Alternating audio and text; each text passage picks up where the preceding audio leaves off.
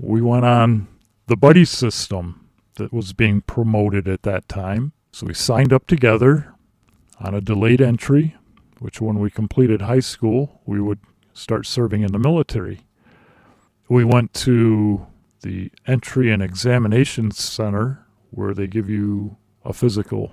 They check everything, and also aptitude tests. We were both accepted, sworn into the military, and about a month later we got our orders for basic training.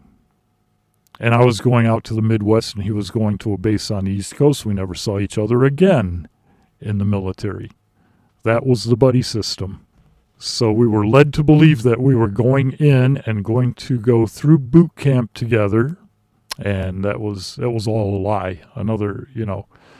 It was just a government facade. So anyways, I went through the military 6 years. A significant experience in the military was the fact that I was so young at 18 years old and sent to a place in South America where I had to be a part of picking up 900 and some dead bodies that were part of a sect, whether it was religious, cult, whatever you want to call it, I don't know. All I know is what the result was that I was sent in to do and pick up bodies that had been out in the South American sun for about 5 days before we got there. Put them in body bags, load them onto aircraft, and have them flown back to the U.S. to be identified. Was this one of those events where they say drink this poison or whatever, and you'll ascend to heaven? Or it was the Jonestown incident, and I saw the movie. I disagree with what I saw in the movie because I was down there, and I saw the way things were. The movie convinces people that this entire sect was a part of what took place, and I disagree with that. I don't think they knew what was going to happen. To me, it looked more like a type of communion service where anyone that's familiar with taking communion in faith will take the bread and the cup, and in faith ingest those items. Not everyone does it at the same time. Some people pray longer before they actually drink. Yeah. This is what it looked like to me. Like the results were staggered. Like the majority of the people may have drank the cup at the same time. However, there are those who don't. And when they saw people starting to pass out around them, they tried to escape and they were shot. Some of the bodies were full of bullet holes. Wow. And Jim Jones, after he saw that everyone was done, then I believe he took his own life. By ingestion or by a bullet? Yeah. Okay. So, after the military... Well, I was going to ask, I've never been in the military. I never had the inkling to want to even be part of the military or any type of, armed service. But I just can't imagine myself getting along very well, always being told what to do, always not being able to just, fit inside this box, basically. And that's just not who I am. But how did you deal with that? Was it all right? Was it something you just kind of morphed into? Boy Scouting had pretty much taught me the chain of command. The chain of command and the discipline that goes along with that.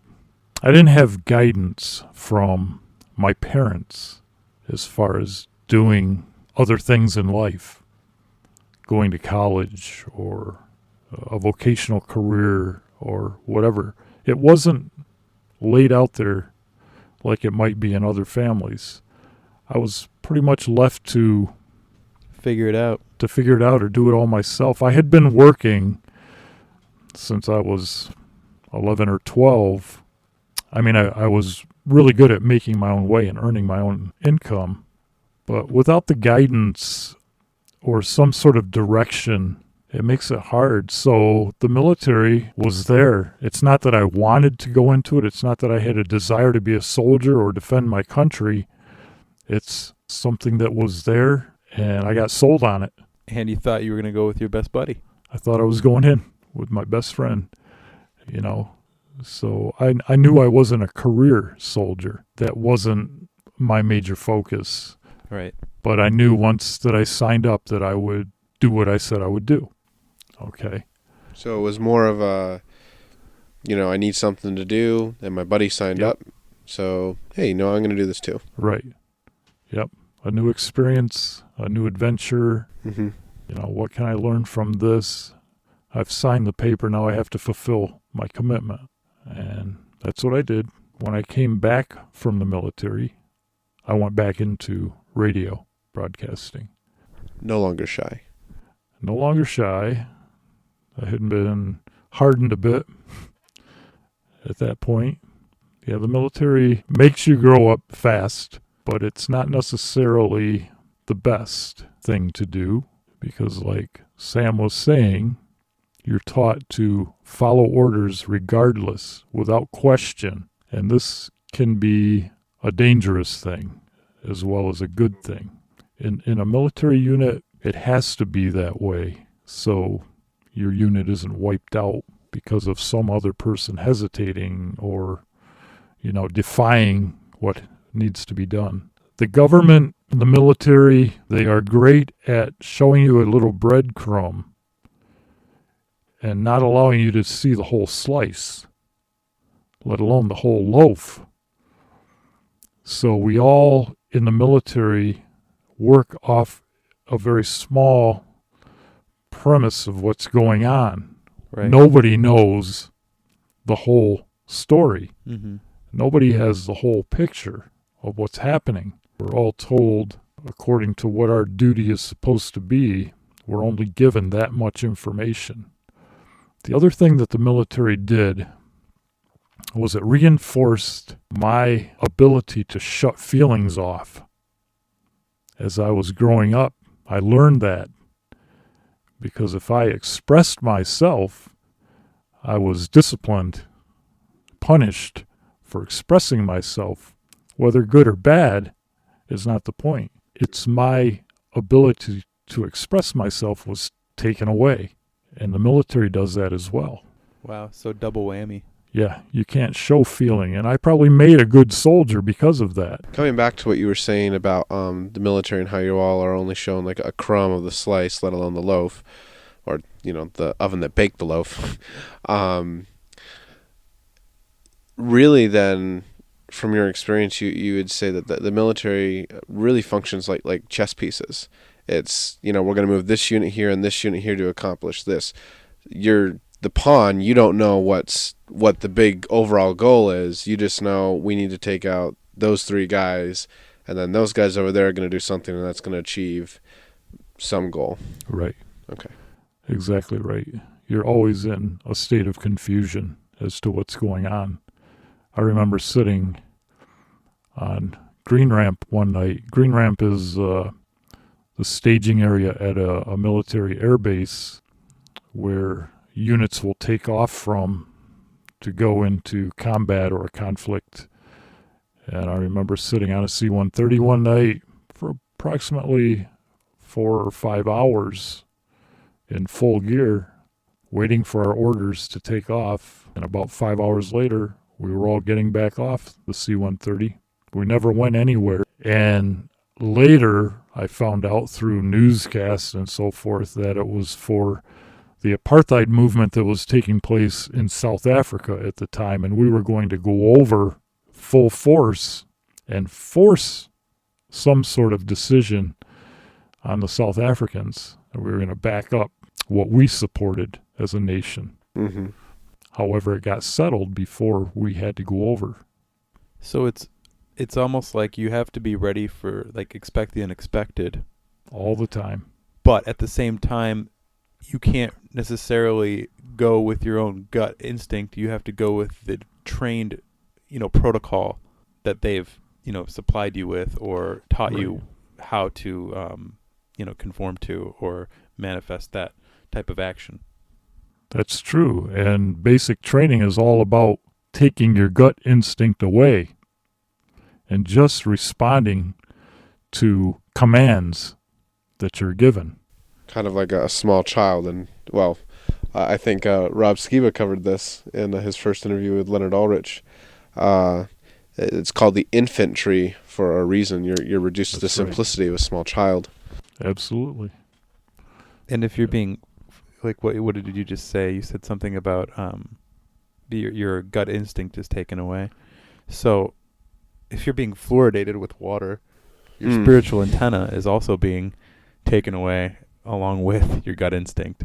Yes. Which is just like, again, another double whammy. There's ways that we don't even know about that things are taken away from us.